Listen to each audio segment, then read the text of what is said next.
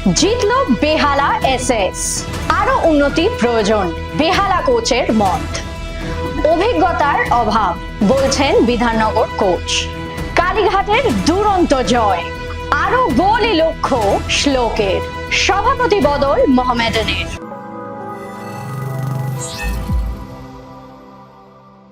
টানা দুদিন ধরে আকাশের মুখ ভার, কিন্তু নিজস্ব গতিতেই এগিয়ে চলেছে ক্যালকাটা ফুটবল লিগ। আমি শিবাঙ্গনা, সেই লিগের খবর নিয়ে উপস্থিত আজকের পর্বে। আগের ম্যাচেই লাল হলুদকে রুখে দিয়েছিল তারা।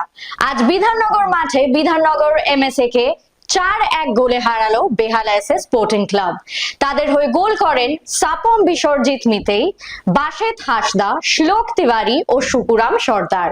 বিধাননগরের একমাত্র গোলটি সুমিত মজুমদারের।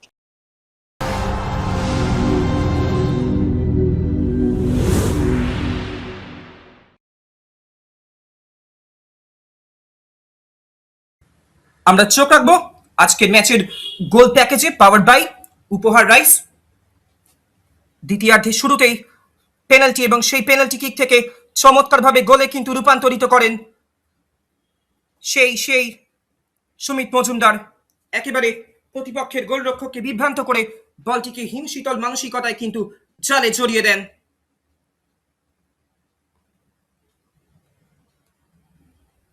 এবং কৃতজ্ঞ চিত্তে দলের প্রশিক্ষককে ধন্যবাদ জানান। এবং তারপরে সেই সমতা সূচক গোল সাপাম বিশ্বজিৎ মিতেই বেহালা সাংস্কৃতিক সম্মিলনী স্পোর্টিং ক্লাবের হয়ে একটা ছোট্ট ফ্লিক হেডারের মাধ্যমে সেই সমতা সূচক গোলটি কিন্তু আদায় করেন।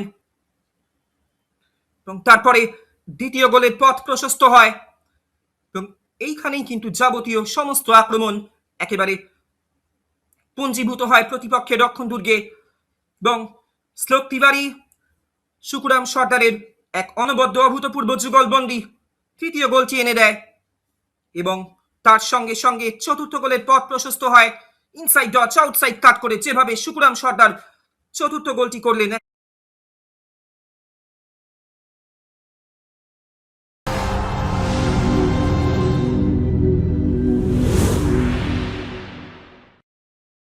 আরো বেশি সংঘবদ্ধ ফুটবল আশা করছেন খেলোয়াড়দের কাছে, তেমনটাই জানালেন বেহালা কোচ গৌতম ঘোষ।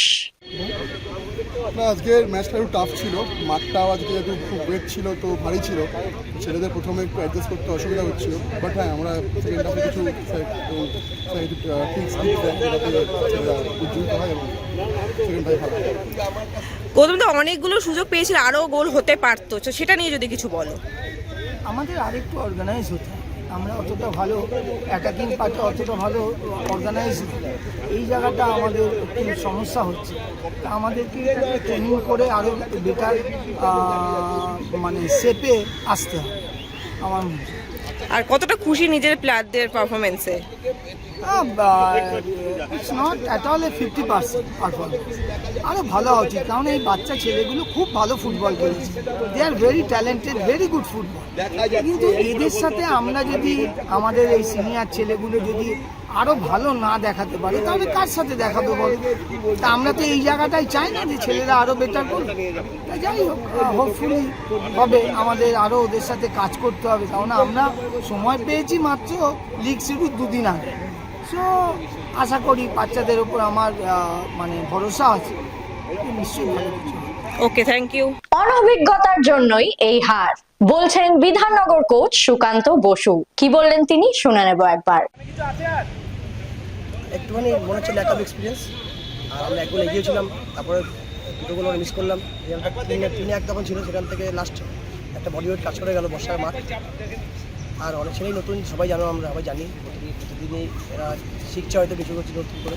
তবে আর একটু ভালো এক্সপেক্ট করেছিলাম লাস্টের দিকটায়, সেখানটায় তো ওরা গোল করার পর যেহেতু একটু ম্যাচিওর ছেলে পেলে ওরা, সেখানে আমার ল্যাক অফ ম্যাচুরিটির জন্য হয়তো এই রেজাল্টটা হলো। তবে যদি আমরা গোলগুলো করতে পারতাম, হয়তো 3-1 বা 4 করে রেজাল্ট হতে পারতাম। হ্যাঁ, অনেক মিস হয়েছে, সেখান থেকে দাঁড়িয়ে আমরা 4 কিন্তু হেরেছিলাম। তবে ওরা ভালো টিম এবং ভালো সাইড, ওরা ভালো ভালো প্লেয়ার টিম আছে। আমার ছেলেরা এখনও শেখার লার্নিং লেসনে আছে, ওর জন্য একটা ভালো এক্সপিরিয়েন্স, যে মানে সিনিয়র লেভেল খেলতে কত রেডি হতে হবে সেটা আরও একটু দরকার আছে। Thank you. আজ তারা 6-1 গোলে হারালো মামনি গ্রুপ পাঠচক্রকে। কালীঘাটের হয়ে অর্ঘ্য সরকার হ্যাটট্রিক করেন, নাসিরউদ্দিন মোল্লা 2টি ও শুভনীল ঘোষ গোল করেন। পাঠচক্রের গোলটি সাপন তোপের মিতেইয়ের।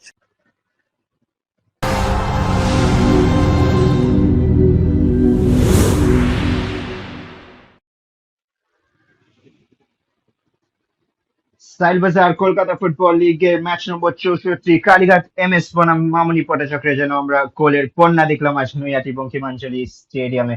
এবং দেখে নেবো আজকের গোলস গুলো পাওয়ার বাই উপহার রাইস।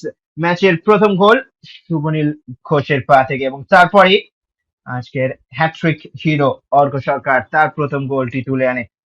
বেশ ভালো কম্বিনেশন প্লে দেখতে পাই আমরা। 2-0 ছিল প্রথমার্ধে, 5টা গোল দেখতে পাই দ্বিতীয়ার্ধে, এবং দ্বিতীয়ার্ধের 20 সেকেন্ডের মধ্যেই সুন্দর একটা ব্যাক ফ্লিক এবং সেখান থেকে অর্ঘ্য সরকার ফিনিশ করে তার দ্বিতীয় গোল, ম্যাচের তৃতীয় গোল তুলে আনেন। এবং কিছুক্ষণ পরে সুন্দর একটা বডি পেইন্ট দেখলাম আমরা এবং অসাধারণ একটা টপ কর্নার ফিনিশ অর্ঘ্য সরকারের।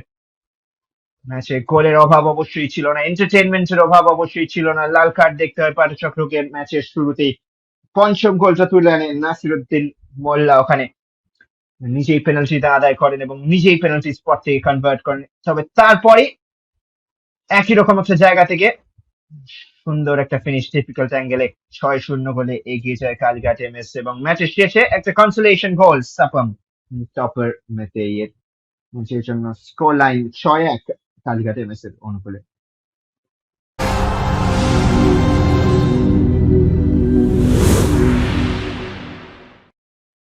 লাল হলুদের জালে একবার নয়, দুবার তিনি বল জড়িয়েছেন, গোল পেয়েছেন আজও, তবু থামতে চান না তিনি।